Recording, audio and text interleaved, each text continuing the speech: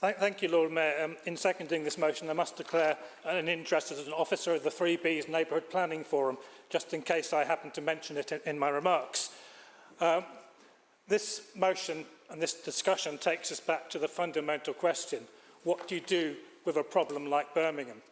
And we were told when the crisis erupted a couple of years ago that there would be a review and examination again of the problem of Birmingham. The problem of a city, as I said earlier, the largest local authority in Europe, a city that is large, remote from its residents, large and bureaucratic, too often inefficient. What do you do with a problem like Birmingham? And the council's been groping towards answers and solutions over a number of years. I was on a working group on localisation when I was Lib Dem leader, and there were some really good ideas discussed, and we met the wonderful Franklin Parish Council as part of that process to see what they were doing in their community.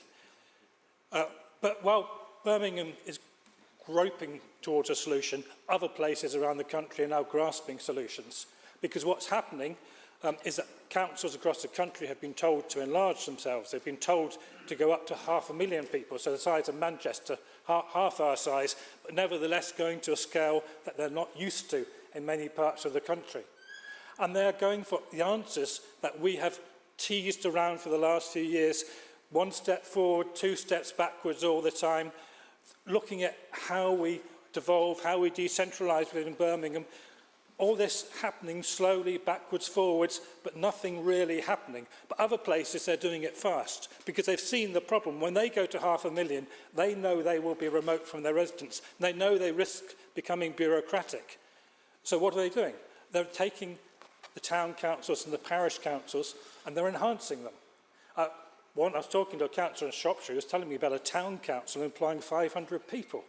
Can't find it, but I had a look at Yeovil Town Council in Somerset, which is just about a little bit smaller than Sutton Coldfield. Yeovil Town Council has a turnover of £7.5 million, and that's established as a parish council with the powers of a parish council. It runs allotments, play parks, youth services, theatres and other things with that budget, all done in partnership with the Somerset County Council. Birmingham, what's happened, well, frankly, we inherited. But the people of Borsall Heath a couple of years ago twice voted overwhelmingly to have a parish council. And that was twice rejected at cabinet level. The first time on technicalities, the second time on a very specific policy that was set to set a very high threshold for that vote, far too high, even for Borsall Heath to meet. But the vote was overwhelming. And it's not too late to revisit that decision. The mandate from Borsall Heath is still there. If the executive is keen to move forward on this, there is an opportunity for you to reopen that situation. In my ward, as part of the neighbourhood plan process, we consulted on a parish council. We had a very positive contribution, very positive response. But we couldn't take it any further because there was no way we were going to meet that turnout threshold. We had a very positive response to our neighbourhood plan in a council-run referendum, as we were entitled to do, but we were nowhere near that turnout threshold. We couldn't do it. And then there's Sutton Town Council, £4 million in reserves, £1.5 million turnover, 1/6 of Yeovil. Not a single item, so far as I know, devolved from the City Council.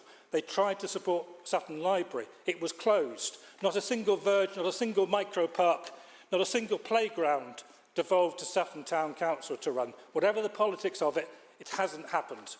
Lord Mayor, there is so much to do. Thank you.